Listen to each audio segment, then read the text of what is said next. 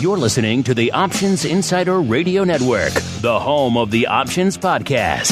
For more quality options programs, visit theoptionsinsider.com or search for Options Insider Radio Network in your podcast provider of choice. Listeners can also access all of our programming through our mobile app available in the iTunes and Google Play stores. Select programs are also available via live stream at mixlr.com/options-insider.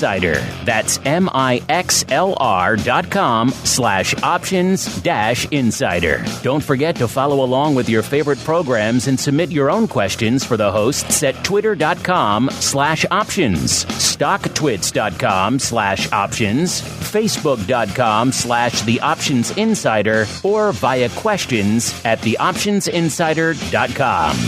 The Options Insider Radio Network is sponsored by Fidelity Investments. Fidelity's Option Trade Builder tool can help you confidently build an options trade in 3 simple steps. Just choose a strategy, select a contract, and then review the benefits and risks of the trade. Learn more about Option Trade Builder at fidelity.com/options. Options trading entails significant risk and is not appropriate for all investors. Certain complex option strategies carry additional risk. Before trading options, contact Fidelity Investments by calling 800-544-5115 to receive a copy of the characteristics and risks of standardized options. Fidelity Brokerage Services, LLC, member NYSE SIPC. Bitcoin, Ether, Ripple, Litecoin, and more. Cryptocurrencies and other digital assets are taking the financial world by storm. This exploding market provides everything a savvy trader needs: volatility, volume, and liquidity. Provided you know how to find it. That's where we come in. Welcome to the Crypto Rundown. Each week, we'll break down the latest trading activity, trends, and developments on everything from coins to tokens, futures, and even OTC options. If it's moving the crypto markets, then you'll find it on the Crypto Rundown. Now it's time to dive into the exploding world of cryptocurrencies and digital assets. It's time for the Crypto Rundown.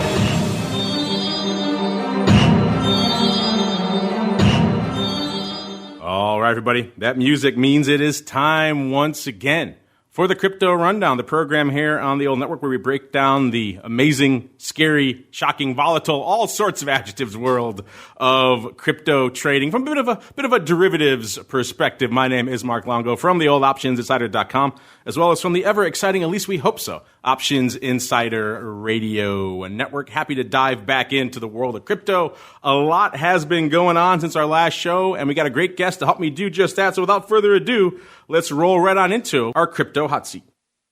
Forget about cold storage. It's time to turn up the heat on thought leaders from the world of cryptocurrencies and digital assets. It's time to take their place on the Crypto Hot Seat. All right, everybody. Welcome to the hot seat, the portion of the show where we make somebody squirm. I can see him. He's in the studio right now. He's squirming very uncomfortably. It means we're doing our job admirably. We're joined next up, a newcomer to the program and indeed to the network. He is Pierce CROSBY, the new general manager over there at TradingView. Pierce, welcome to the program. Hey, thanks, man. I appreciate it, Scott. I mean, it's great to be here, and that intro it got me sweating a little bit. There we go. We'll see what we can do to ratchet up the heat. Actually, it's a nice cool day here in Chicago, so you're lucky. Usually it's about 100 in the studio, especially after I've been shooting hot air for a couple of hours in here. But Pierce, as we are wont to do with all of our first-timers here on the network, why don't you go ahead and give our audience a little bit of an overview of your background in the financial space and how you found your way to TradingView. Yeah, I mean, so I'm only 4 months at TradingView, but previously I was at StockTwits, and I joined in 2014. My job really, started way back in the day. I was a reporter for StockTwits. I'd come over from Reuters back in 2013, where I was a researcher at Breaking Views. But so for the last 5 years, we were building StockTwits more or less from I don't know. I mean, it was a tiny little publication, and now, I think everybody knows, StockTwits. You're on the early ground floor with Howard over there? Yeah. So, Howard is the GM. Howard, in a lot of ways, is the godfather of StockTwits. And, more recently, they brought in Ian Rosen, who was actually the GM at MarketWatch back in the day, too. But, so it grew to a huge kind of astronomical pace. It was fun to be part of the process, and yeah, no, it's really time for me to move on and do something new. So TradingView has kind of been that next step in the evolution. And no, it's still the perfect merger of great fintech plus media. And most of our audience, I'm sure, are probably familiar, but maybe there's some out there who aren't. Give us a little bit of an overview of what it is you guys do over there at TradingView. Yeah, I mean, it's pretty funny how many people don't know about TradingView still. I mean, if you're not in technical analysis, I could see how it could not be on your radar. It's true. It's true. It's a good point. I mean, so TradingView started as a fundamental, a technicals platform. We were, 100% focused on charts, and the two founders, Dennis and Constantine, actually helped build what was eSignal back in the day. They also built a platform called MultiCharts, which was one of the biggest competitors for NinjaTrader out there. I mean, they've been doing charts for 20 plus years, and they're actually childhood friends. It's a crazy story. But more or less, they thought about, MultiCharts was the institutional play. How could they do a retail play? And so TradingView was kind of just a nascent idea that in 2013, they actually launched here in Chicago.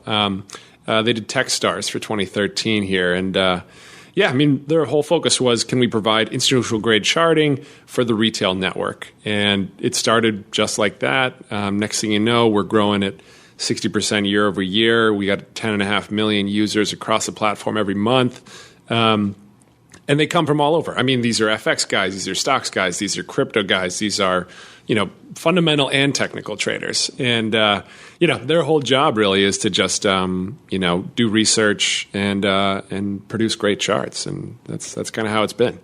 Nice having a vibrant community out there creating content for you. My gosh. It's a great thing. I mean, the same regard, like StockTwits is a great network for stock traders, and more they're doing like different assets and stuff. And I think that, the crowdsourced model is so awesome because people really just want to put their best foot forward and really like share what they're feeling. And as a result, it's this huge decentralized, hashtag crypto, decentralized network where people can more or less share the best ideas that are coming across their desk every day. We just had Ian on a month or two ago, and they've changed a lot over there. I mean, they're a broker now, effectively. They have the premium room, so a lot has changed since you hung your hat at StockTwits. Yeah. No, I mean they're super bullish on retail, and I think that going full stack where they can provide kind of different layers of vertical service on top of the network is a surefire play, and they really own the U.S. investor. I mean, like. Everybody in the U.S. knows StockTwits. The brand is golden. I think it's a great move. I think it's definitely interesting, the timing, because, retail has really come back in a significant way. Obviously, the Robinhoods of the world have taken off in a pretty astronomical way. To build a brokerage into a social network is, yet to be seen. But I think that we'll definitely. I've seen some of the beta. It looks really good. I mean, it's super seamless, so it plugs in kind of to the network overall. And so fingers crossed. I'm still an investor. Well, there you go. You got a vested interest. But it is kind of the natural evolution of what they've been doing. They point people to trading, and suggest trades, and helping them do the trade makes sense. Of course, as I mentioned to Ian, you're getting into some deep waters there and some bloody waters with a lot of big, deep-pocketed competitors coming at you there as well. So it's a pro and a con at the same time. So, I mean, Chicago is case in point, right? Some of the biggest firms out here have been in this business for 30 years, right? Like TD Ameritrade, amazing company, and just been still growing, still building products for new investors. Being super lightweight and having a really strong community, I think is a big differentiator. We've always been bullish on communities built into any product, but built into trading specifically, I think is huge. Well, you kind of touched on it for us, but looking at the platform, it seems like there's a lot of equity, but of course, crypto is core too. Would you say it's a pretty equal breakdown, or is there one product category that, like the TradingView core, are they all in on crypto? Is it all equity? Where do they hang their hat most of the time? So it's pretty amazing actually, because TradingView started as an equity platform here in Chicago. Bizarrely enough, though, it really took off in Europe first. That was like kind of their first big market for FX traders. And the reason being is, the charting was so institutional grade that FX guys need, every single BIP. You need to have transparency. You need to have market data that really has depth. And so that was the first market that really caught fire. It was 2014, 2015. Equities is a slow build, kind of a slow grind over time. Meanwhile, in the back, we have crypto, right? And so the beginning of 2017 rolls around. I think they were a bit early in the sense that they really did see that this was going to be big. They started pulling in data sets from some of the early brokerages, so like Coinbase, I think that's one of the reasons etc. You guys ended up on the network, because some of our listeners were mentioning, you guys got to get the TradingView on, because they were some of the first players to really start putting out that data in terms of crypto and Bitcoin. Yeah. So you guys get that feather in your cap then of being some of the back to 2013, I guess, back in the early days when Bitcoin, unless you were super hardcore on the crypto techno anarchist side, you probably it wasn't in 2013. So the actual integrations of data was probably around 2015, 16. But they were very, I guess. They were early enough in understanding that it was going to be big, and nobody had really thought to consolidate all this data. So it was super nascent and super hard to come by a lot of depth. So you're looking for, the spreads between Gemini and Bitfinex. They were happy to just host that locally. So you could look at all the different types of data in one place. I think that was a big starting point. And back in the day, if you look at charts from like 2016, you had spreads of, a couple bucks per exchange, which was really bizarre. But I think that in any nascent market, that's just the natural way things are going to be.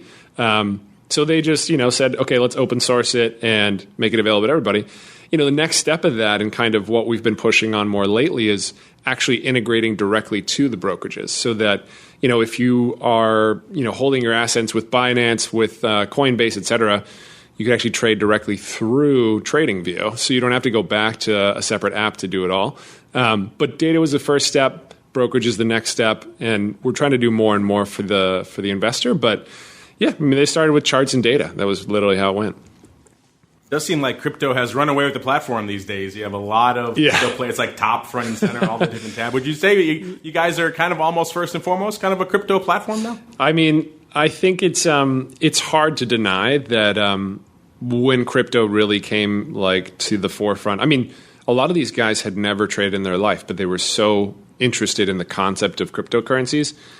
Guys that had, maybe bought something online, who knows what it was, and just held on to 10 Bitcoin. And next thing you know, they have a book of $200,000, and they're like, well, I guess I should learn how to invest this. And so we were definitely, folks to kind of inherit a lot of that natural traffic when it happened. But I think what's interesting is that a lot of those early crypto guys have now become not just crypto guys. We've seen a lot of translation into the equities world where people are using some of the gains or performance and then getting more into more traditional markets. But they learned through crypto and through the boom and bust. For every horror story, there's 10 success stories and vice versa, right? So many people got their face ripped off back in the day. And so it's definitely been interesting to kind of watch that evolve over time. Today, the platform is actually split about 30-30-30. And what's interesting is that you might, if you log in here in Chicago, you'll see the U.S. version of TradingView.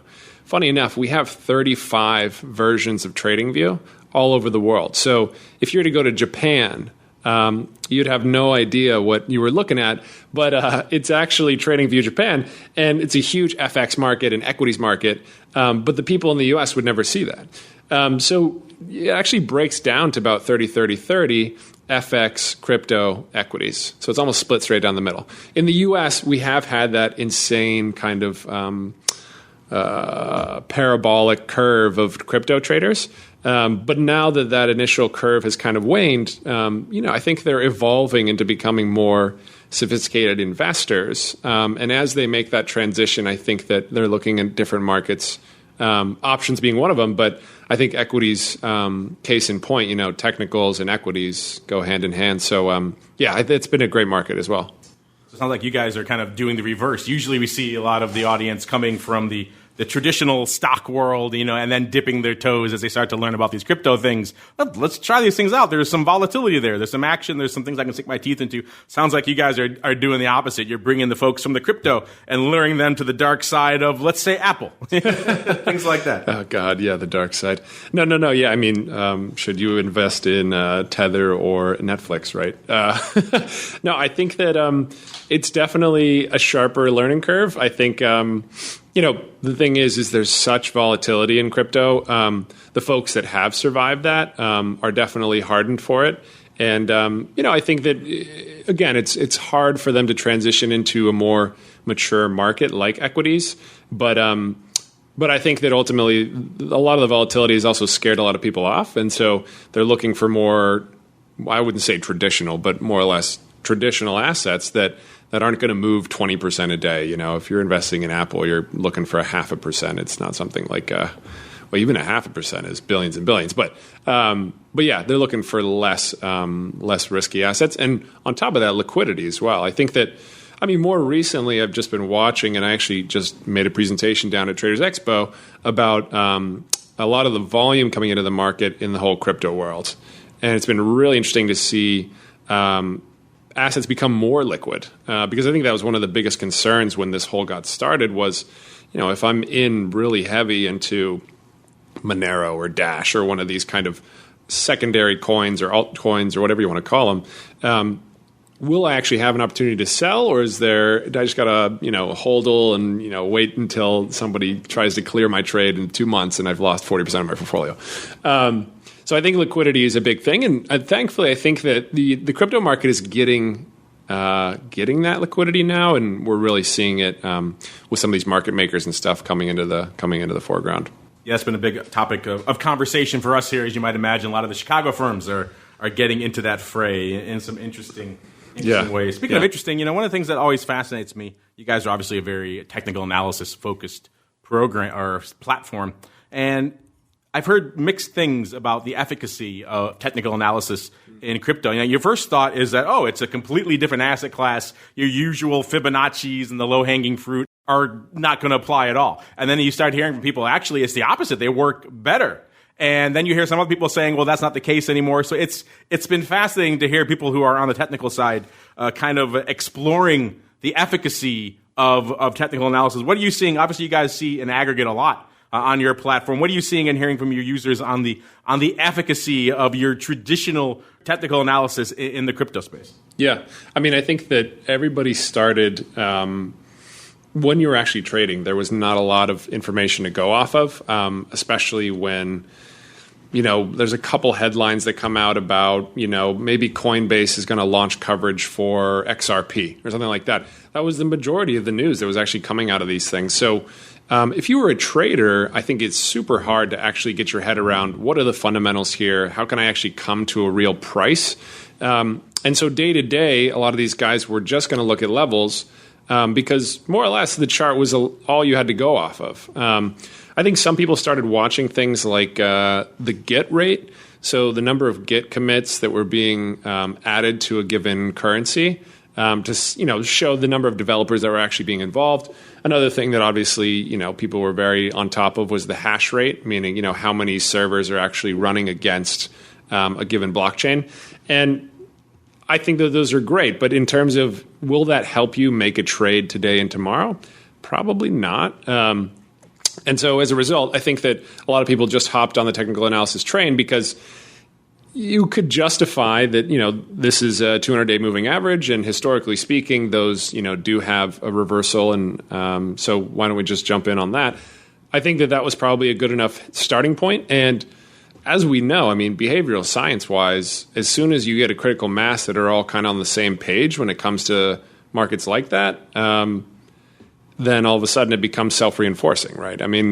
If in a given stock you have, in the equity world, if you have a given stock that is extremely retail-oriented, technical levels are extremely accurate versus, if you have very large institutional players who are moving more on a fundamental basis, or if you have a lot of indexing on top of a given equity, then they're not going to move within technical ranges.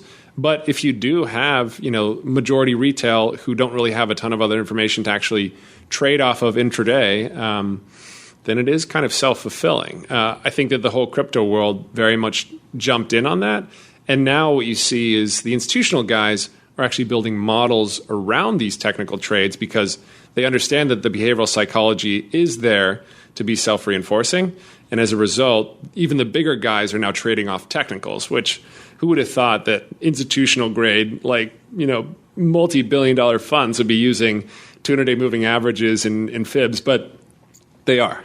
That's a good question. And maybe a good jumping off point there, because that's a big topic of conversation for us here is, of course, how much people are seeing of these big players, the big institutions, the banks, the funds diving into crypto. We hear different conflicting things depending on who's sitting in the chair that week, what their perspective is on the space. I know you guys on the TradingView side are mostly focused on the retail, but like you said, you have the other kind of platforms that are more institutional focused. And I imagine you got one or two institutional players dipping their toes into your charts on TradingView as well. So are you seeing, it sounds like you are anecdotally, are you seeing much more of an uptake of interest in the large players in crypto, or is it still maybe them kind of saying one thing in public and doing something else privately behind the scenes? Yeah. I mean, I think that everybody's worried about the whales, right? There's so few players that control the majority of inflows and outflows on a daily basis. I can't say or point fingers in terms of anybody specifically, but I definitely think there are a lot of the large early block players that basically they were providing liquidity for institutions and playing that custodian kind of service for the JP Morgans and Goldmans of the world. As a result, they do kind of own a large percentage of the daily flow. So they're definitely a known in the kind of makeup of all the different types of investors. But that said, retail on a daily basis accounts for the majority of actual trades, not the size of the trades, but the trades themselves. And it's at TradingView, we see the majority retail. We have kind of a long tail distribution where institutional is probably about 5% of our total traffic. And what's interesting too is, not only are institutions using TradingView.com, but we actually have, white labeled a ton of what we do at TradingView for larger firms.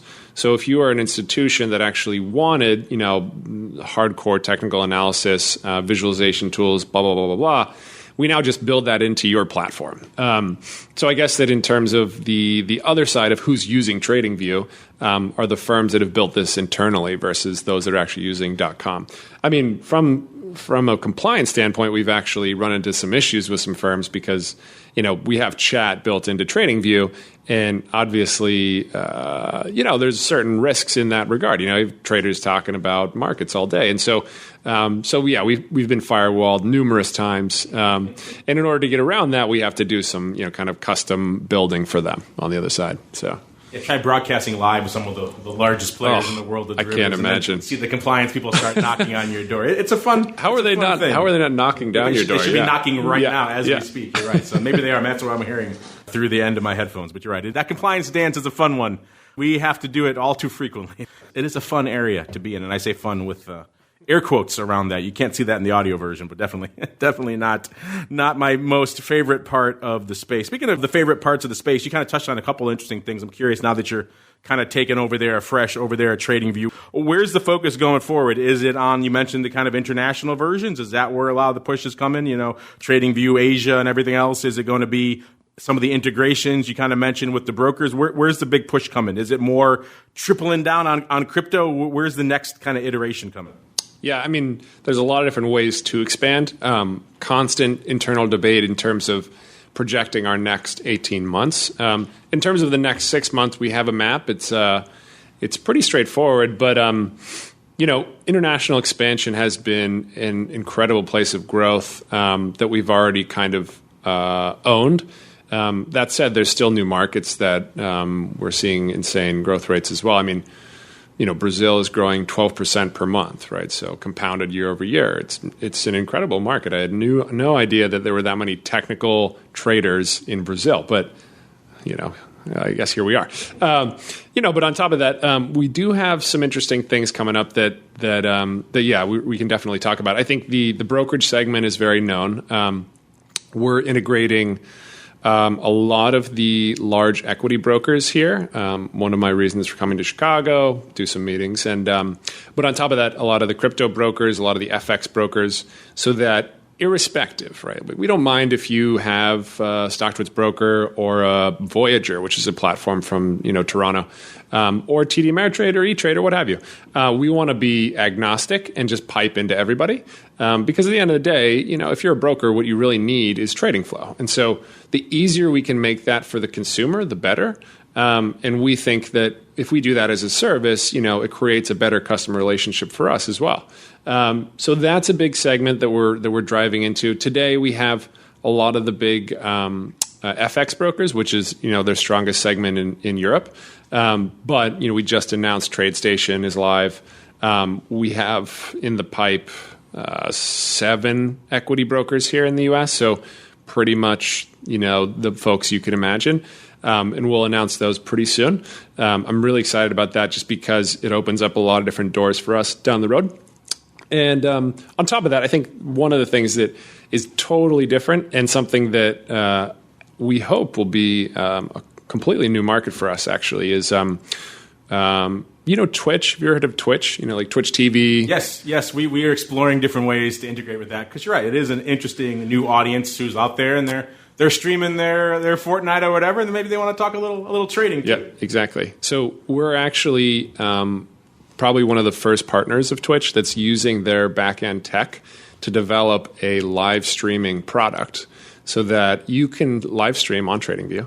And actually people can comment on this, people can share, they can donate. And you can share your own screen. You can share other people's screens. You can donate to your trading. I like that. Yeah. I like the way you buy XRP. I'm going to give you here's $50. Go buy more. Well, and I think it actually harks way back to way back in the day. Howard Lindzen from StockTwits actually invested in a company called ChangeTip, and it was something that they API'd into StockTwits, where if someone was following your trades, right? And eToro is a great case in point, right? Copy trading. So if somebody's following you and, kind of like getting a sense for what you're trading and actually really likes what you're doing and the performance and making wins off of following your trades, can they give back in some way? And, so a donation-based system, I think, is a great opportunity. I think that at the time, StockTwits was pretty small, so it didn't really kick off in a huge way, but I think the concept is still super valid. So the idea now is that, people can live stream and then, folks that really gain value from either education or, daily trade talks or taking a Q&A. Like the limitations on this is pretty small. You could do basically whatever you want. And the funny thing is we're not actually going to crack down on folks that aren't talking about specific patterns or anything like that. Anybody can do whatever they want on the stream. So, next thing you know, somebody could be talking about sports and then also talking about trading or what have you. But we think it's a big feature. I think it unlocks a lot of that real timeness that people always want in trading. And of course, here we are sitting live on the podcast, right? I mean, I think that it's something that everybody wants to get more of. And so if we can do that in a visual way, I think it'll be a great value add for the users. And then, for the next generation too, who is kind of that Twitch mentality. It's just like everything's live. Everything's live. Including us. Yeah. So let's keep on rolling into our next segment. It is time to dive on into the Bitcoin breakdown. It's time to explore the latest trading activity, trends, and developments across the world's leading crypto market. It's time for the Bitcoin Breakdown. All right, everybody, welcome to the Bitcoin Breakdown, the portion of the show where we break down what the heck is trading out there in the crazy, wild, and woolly world of Bitcoin from a spot, from a futures, from a volatility, from an options, all those fun perspectives coming into showtime here, it was a comparatively quiet week, at least show to show. We're only down a paltry 340 handles since our last show compared to the last few weeks. That's a pretty small swing. In fact, actually making some of that up in the last half an hour that Pierce and I have been chatting, up about 50 handles since then. So only down really about around 300 coming into halfway through the show here at about 10,300 out there in Bitcoin land. Worth noting, though, all this movement has continued to just exacerbate the dominance of Bitcoin compared to a bunch of the other products out there. Recently hit 66%. That's our high, certainly for a recent high, highest since April of 2017. So yet another example that despite all the hopes of the folks out there in the altcoin world, and we'll get to that in the altcoin universe in a little bit, Bitcoin continued to maintain its control on the crypto market. By the way, if you're curious what the low end of that was, it came back on January 8th of 2018. It was down to a mere 33%. That's back when Bitcoin was trading at about 16,000. So interesting how to seeing how Bitcoin has ebbed and flowed over that time, including mostly to the downside, and yet its dominance rate continues to grow at a near exponential pace. You know, we're looking at some of the technical analysis earlier over here with Pierce. Got some of our contributors here on the crypto patterns front. We've been breaking down what's been going on over there in Bitcoin land. Check it out. TheOptionsInsider.com is the place to go to learn more. They're saying what they're terming an incredibly bullish move, which has been up from 6,500 over the last few months. So historically, after that, we see Bitcoin pull back sharply, and we have seen some of that of late. So it seems like Bitcoin at least going along with the patterns that we've seen of late. Speaking of patterns, Pierce, I'm just kind of curious. You guys are obviously very active in the Bitcoin charting and patterns front.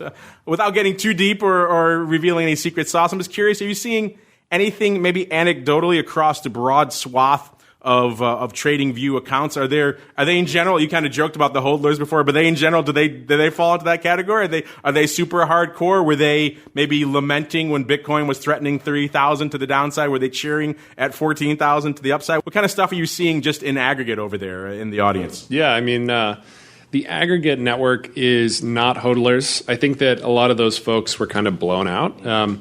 And, you know, to be honest, I think it's healthy, right? Because if people, a market's a market, people have to lose money to make money, right? But as a result, no, I mean, we have folks that are actually looking for very short-term patterns, folks that are more position traders that are looking for, you know, intra-week. And then you have kind of, you know, more longer-term guys who are so far in the green from where they started that they're just kind of, you know, maybe trading a little bit off the top, but obviously, you know, hodling their entire position overall. Yeah, I mean, it's funny because recently we have seen a ton of kind of resurgence in traffic around Bitcoin specifically. And across the platform, of course, we look at traffic trends from, you know, whether it's the euro to the dollar to Facebook to Google to Bitcoin to Ether. Bitcoin does have that kind of captive mind share right now. I guess because the psychological level of 10,000 was such a big deal. But where that translates from here, couldn't tell you. I mean, I think that a lot of people will kind of start looking at other stuff too. But it's yeah, I mean, it's a significant portion of our overall traffic lately. Yeah, you know, certainly we've seen it anecdotally, just people, you know, tuning into the show. As once it started cresting towards 10,000, people started tuning in mass, even beyond the already incredible growth rate that it was on since the beginning of the year. It just hit another gear once all that stuff started hitting. So we certainly have seen the broad investing public waking up once again. Maybe they slept on it. Maybe they forgot about it when it was lurking around sub 6,000, getting down to around 3,000. But when it rallied back up to 10, certainly seen to perk a lot of people up. By the way, the crypto pattern guys on the technical analysis side saying if you're looking for levels to sink into, if it closes above 10,500, which it's on its way to right now. It's at about 10,300, having gained about 50 handles in the last half an hour or so. With increasing volume, that's maybe an interesting sign that you may want to pay more attention at the very least. Let's move on to the option side of the space and what's going on from a vol perspective. As you might imagine, vol is increasing out there in Bitcoin land of late. Looking at the 1 month realized vol, so the actual vol that's been exhibited in the marketplace over the last month has shot up even since our last show. We were at about an 88, 90% a week ago. This time it's 130%. So it's shot up roughly 40% since our last show. So again, a lot of volatility, and that shouldn't come as a surprise. We're seeing multi-hundred, if not 1,000-point swings intraday out here. And then surprisingly enough, this has kind of been a trend we've seen for a while on the options side, looking at some of the big platforms like Deribit and others. Despite these big swings, we haven't seen commensurate explosions of options volume. In fact, it's always, maybe it's something to do with the show. Maybe we should look into this. Every day we do the show, every Monday, it's always the biggest volume day for the week. Last Monday, last 15th was another big day. About 85.5 million going up in notional on the options on Deribit. The rest of the week, pretty much 30 million or less. So pretty quiet, aside from some sparks we're seeing every Monday or so. The vol term structure shaping up kind of similar to where it was this time last week. Very backward, as you might imagine. The front portion of the curve, no one knows where the hell it's going. So they're kind of just watching and waiting with bated breath. It calms down, but not a bunch. It's at about a 125 on that weekly contract going out the 26th of July, so the end of this week. And then it calms down to a mere paltry 99 in December. So it's still fairly elevated, but not quite as crazy as we're seeing on the front portion of that curve. In terms of what they have on out there, what they're trading, how's that call to put or put to call lately? Back to the call to the put level, listeners. Remember, it peaked 73.5% back on June 17th of calls over puts out there.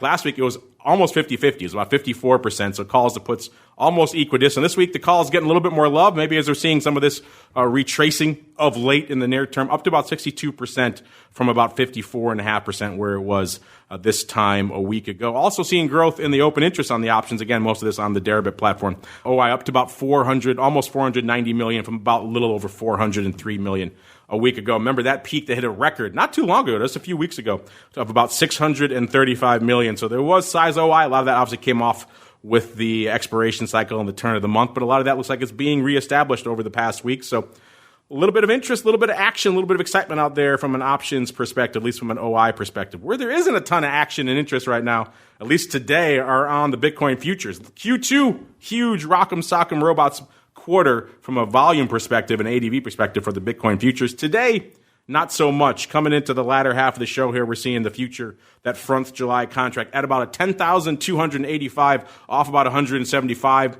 and the volume, about 4,200 contracts. You add in Aug and Sep and the rest of the months, you're adding close to about 5,000 contracts. Remember, that's a 5X contract, so you're talking about 25,000 coins changing hands. So decent day, but not exactly a record day by any means where it's over 20 or into the 30,000 contract level. Speaking of what's lighting people up on the Bitcoin futures front, and maybe Pierce, maybe some of your audience is interested in this as well. The big news everyone's been waiting for, what the heck's going on with BACT? Are they going to start launching their futures? Well, they started testing them today. Remember, they have two futures that they're looking to launch, a daily settlement Bitcoin future and then a monthly Bitcoin future. So a lot of interest in that. They're actually testing them. Remember a few weeks ago, our friends over there at RSX finally got approval for theirs. I don't know if they're in the testing phase or not. They haven't announced it yet if they are. But BACT announcing that, obviously looking to get going. They have raised, or they're being valued, according to their current rounds, right around 700, about $750 million, Pierce. So a lot of money at stake. Obviously, BACT's got to get rolling. I'm sure you have a lot of your technical analysis on your platform is devoted to the minute-by-minute fluctuations of the futures out there. So I'm sure the concept of a new player coming in, backed by ICE, obviously a rival to CME, with some deep pockets, some experience in the capital markets, and also something that's physically settled, it might actually be appealing to some of your audience over there, Pierce. Yeah. I mean, having choice is, case in point. Everybody likes to trade something compared to something else. I think ICE has taken a pretty big leap on this, and it'd be interesting to see who else is going to respond to this. I mean, on TradingView, I mean, most of the trading is going to be, the actual underlying. But yeah, I mean, for the future side of the business, we definitely see an uptick with new players coming into the market. I don't have too much transparency. I mean, it's big, but it's it's amazing that they're $750 million. Is that the most recent, really? Yeah, that's it's funny how these little VC bubbles just start up, right? And they have some decent investors. Obviously, Starbucks making the news, and a lot of others. Yeah. Some big players investing, but that seems like a sizable amount for a platform that has traded approximately zero so far. Yeah. So we'll wait to see. I mean, if they can actually start trading volume, then maybe this is very quickly justified and then really justifies the next wave, right? I mean, if they can justify the model, I think there's a bunch of other players that would line up to either launch a competitor or to start backing them in a very significant way. I guess they expect that they have enough kind of headway that they can outmaneuver the market. But a bunch of the incumbents might just come in and say, "Hey, we'll take this, thanks." I see what you did there, backing back. Well done, sir. I usually frown on puns, but that wasn't a bad one. As we keep on rolling right on into the altcoin universe. It's time to move beyond Bitcoin and find out what's moving the rest of the crypto marketplace. It's time to boldly venture into the altcoin universe. All right, everybody, welcome to the altcoin universe, the portion of the show where we look at everything else outside of Bitcoin, which is not much lately. As we just said, the dominance rate pretty strong. Let's kick things off with looking at what's lighting up from the market cap perspective. By the way, Pierce, I'm kind of curious. I've been taking the pulse of all of our guests that come through on this show. There was some data a few months ago looking at the market cap that's often and commonly quoted out there in the crypto media, shall we say, and how, let's say, the report was about somewhere around 95% of it is pretty much nonsense. It's a very contentious issue. I'm curious, have you seen that? Do you have any thoughts on where you fall on that? Yay, nay, somewhere in the middle? You mean just the total market cap of all the different cryptos? Yes, I'm looking at it right now. They're saying like 182.5 for Bitcoin right now. Okay. And a lot of that probably spurious. Yeah, I mean, yes, it's very hard to get transparency on that. I think a lot of this stuff is locked up and lost the keys, what have you. So whether or not that number really is indicative of what's actually available in the market, very, very skeptical. So 100% agree with you. I guess in terms of the barometer for the industry, though, I mean, it's always been that way. So in a way, cut that in half and then use that as your accurate number to reflect really what's going on in the market. Interestingly enough, actually, I was just looking at this earlier. The market cap last year was a little bit above what we have in terms of the total size. However, there were only about 1,000 coins, about 1,300 coins. Today, I just looked on TradingView. I mean, we have 2,300 coins now, and the market cap is only slightly above what it was a year ago. So you have double the coins, the same market value. A lot of traction for that bottom 1,000. Yeah, right. So the washout rate is pretty significant if you're thinking of the number that are actually in issuance versus what's actually being accumulated in terms of revenue or in terms of actual assets under management. So I don't know. I mean, that number, I always use it just as a barometer, but you could never really say that's the real deal. That's kind of how I fall on it. Even if it is 70, 80%, as they say, that is getting cut off the board, I think the percentages will still be roughly the same in terms of Bitcoin's still going to be number one, right? With how much of a number one is maybe the question. It's certainly probably not 182.5 billion like it's saying right now. With ETH at a number two of about 12.6%. Market cap, number three, our old friend Ripple, XRP, hovering right around 7%. Number four, Litecoin, about 3.25%. And round out the top five, Bitcoin Cash, just a tick over 3%. Moving on out to what's been lighting it up over the course of the last week. It's kind of a bit of a quiet week on the altcoin side as well. We saw ETH come into showtime right around a 215. That puts it down about 15 handles from where it was this time last week on the show. A lot of the technical analysts are looking for stops or levels around 190 where people are going to maybe start panicking. That's the next breakout to the downside, I suppose, there. So maybe ETH bulls don't want to hear that, but that's what we're seeing out there right now. Also, by the way, interestingly enough, another level of measuring the dominance of Bitcoin. We always quote Bitcoin dollar. Obviously, that's where a lot of our audience lives. But you could obviously quote it in terms of other currencies, including against ETH.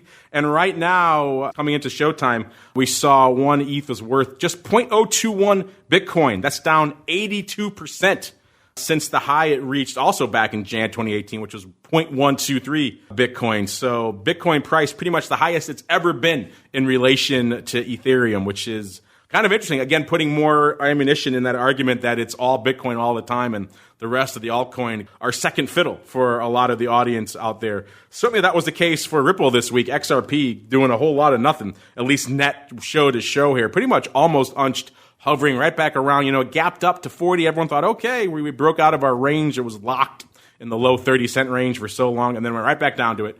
And now it's been staying as it was pretty much glued at 32 since our last show here. Still at 32 as of showtime. Litecoin, same deal, up slightly. Litecoin was a big percentage mover earlier in the year. This last couple of weeks, taking a bit of a break, maybe a much-deserved break here, only up a paltry 1.5 handles to about 93 this time on the show, coming to Showtime. Also seeing Bitcoin Cash taking a little bit of a breather, down about 9 handles to 306 out there. Pierce, I'm curious, altcoin is an interesting area to explore because it's a very subjective area. That you mentioned the explosion of a new altcoin. Whenever I bring someone in there, they're always like, yeah, ETH and XRP are fine, but I like these, obscure tokens that you've never heard of. So I'm kind of curious, do you have any of those in your back pocket? Are you maybe seeing any interesting ones popping up on the TradingView radar that you're like, I haven't heard these or maybe there's some popular little pockets of liquidity and interest on TradingView that we're not seeing on other platforms out there? Yeah, and this is kind of this is the frontier of crypto, right? It's like, what is alt?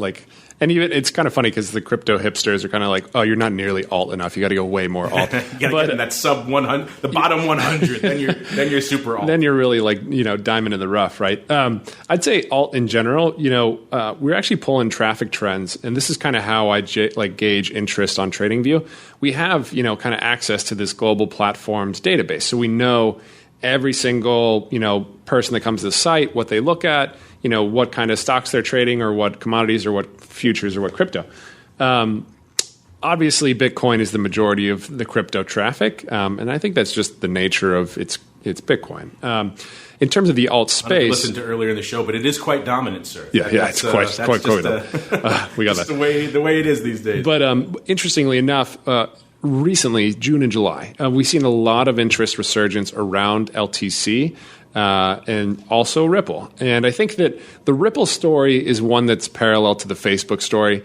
Having centralized coins that could actually issue new currency at any given time. It's more like this bank play, I guess. LTC, I think, is interesting because, it is a derivative of Bitcoin, but why it's moving at such a volatile pace versus Bitcoin. I mean, I think it's the best gainer for the year. I think we're up like 220%. Back about a month ago, I think we're up about 400%, but it is the best performer of the big, heavy market cap guys.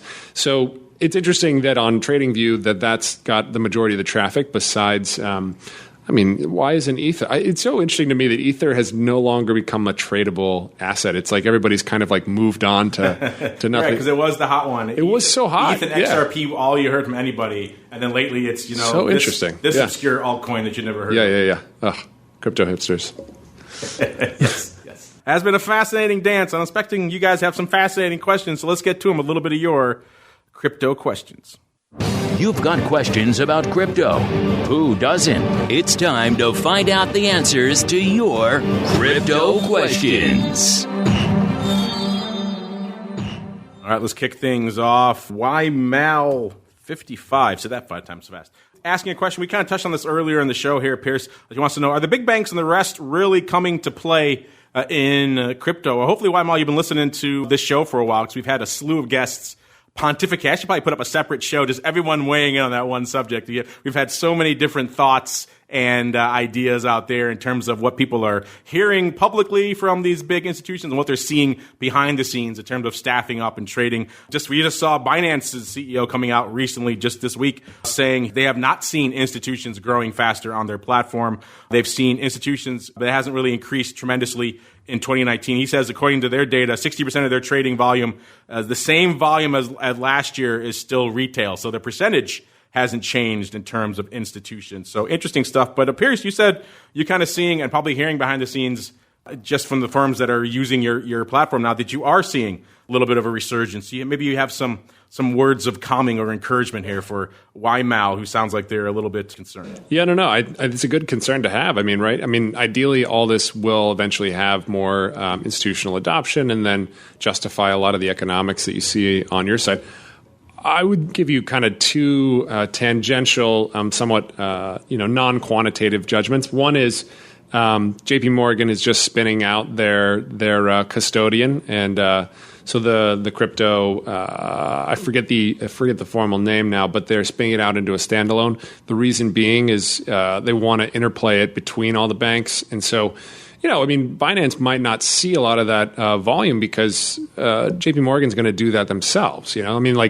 They're expecting to see all this trading volume, but I don't think that they'll see it in the way that one might see it in 10 years down the line from a Goldman or a J.P. Morgan. on top of that, XRP is always the one that I watch to see, how we're doing on the institutional side. Funny enough, I went to an event about a month ago and actually met the CEO of XRP, and or I guess of Ripple, which XRP is the currency underlying it. And they said very publicly that it after the Facebook announcement was the most new contracts that they have had to date was post-announcement, because all these large institutions realize that if they're not involved on the Facebook side, then they're going to hedge and get involved on the Ripple side. And so I thought that was really interesting, just as kind of an indicator for, everybody wants to have some foot in the game, especially if Facebook is going to take the lead on that, very large consortium of payment providers. There weren't any specific, bulge bracket banks there, but I guess it probably raises the ears of some of the more institutional guys realizing, oh, well, we're not part of this consortium. How can we, get in some way, shape, or form? And so XRP kind of standing there like, hey, guys, listen, we've been doing this for a while and happy to do it for you. So, yeah, that might be a better indicator in terms of institutional involvement rather than, say, trading flows on different exchanges or brokerages. Well said, sir. Let's see, we got time for one more here. Let's wrap it up with Nelly. Nelly wants to know, what are our thoughts on BNB, so the Binance coin? Not one we get a lot of questions on, quite frankly, which is kind of fun. Looking into it today, it's at about a 30.5, so up about 2%. So I guess a decent little run today. I'm just breaking down the numbers, the much maligned market cap numbers we were talking about earlier. Binance coin doesn't even break into the top 20 by any means. So that means it's below number 22 of Lisk, which is as low as my platform goes here. That means it's sub a tenth of 1%. So clearly not a big option story, which is why it really hasn't come on our radar out here. Ironically enough, the crypto contributors over their Crypto Patterns on the Options Insider, they mentioned they don't think BNB is, quote, safe trading here right now. And they said the chart's defying them, but they're not big fans of it either. Even though right now, looking at the crunching the numbers, it's one of the best performing cryptocurrencies in the last couple of weeks, up nearly 30% in the last 2 weeks. And again, another 2% today. Also seeing interesting volume spike on BNB, the largest spike they've seen in the recorded history of this product, but it's resulted in little to no immediate impact on price, which is maybe a sign of some accumulation going on up there, which maybe could be a sign of a breakout to the upside. I hate to speculate on these fraction of a percent altcoin out here, but still an interesting one. I don't know, Pierce, you guys are the keeper of the platform out there. Is BNB one that even comes up on the radar at all over there at TradingView? Yeah, and I'm looking at the chart right now on the TradingView app.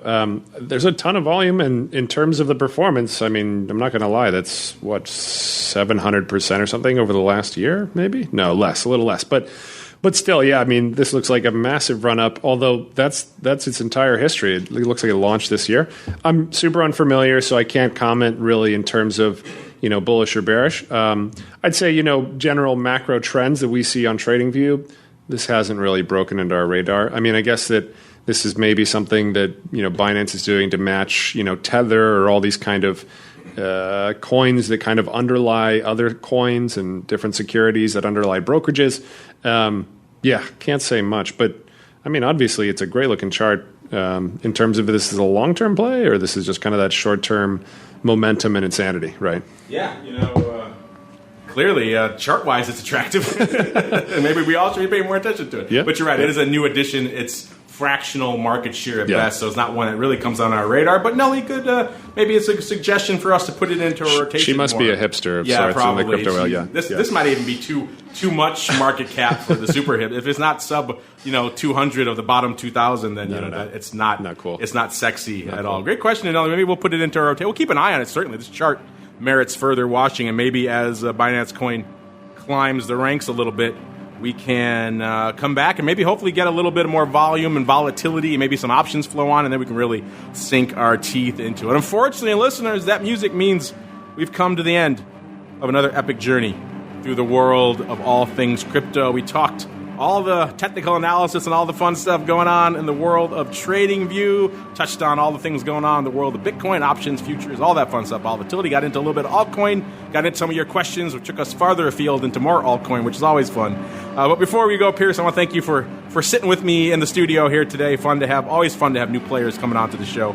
You kind of touched on it at the top of the show, but if listeners, I'm sure if they haven't discovered you guys already and they want to go check it out, want to learn more, where should they go? What should they do, sir? TradingView.com. Sorry about that. TradingView.com, and that's really all you need to know. I mean, you can find me on there. Feel free to shoot me a message. We're available 24 hours a day, 7 days a week, 365. We have a support team around the world. So any questions, any comments, feel free to hit us up. Add us on Twitter. At me on Twitter. We're always available. And no, thanks again, Mark. It's cool to be on. And glad to see where this market takes off to next. Yeah, it should be a fascinating journey. Give them a follow on Twitter while you're at it if you haven't already, at TradingView. They're pretty easy to find in TradingView.com. And on behalf of Pierce and everyone else out there downloading, streaming, and subscribing, we love all of you guys. You guys are literally the reason we do this. So I want to thank you for listening, and we'll see you back here next week for more of the Crypto Rundown.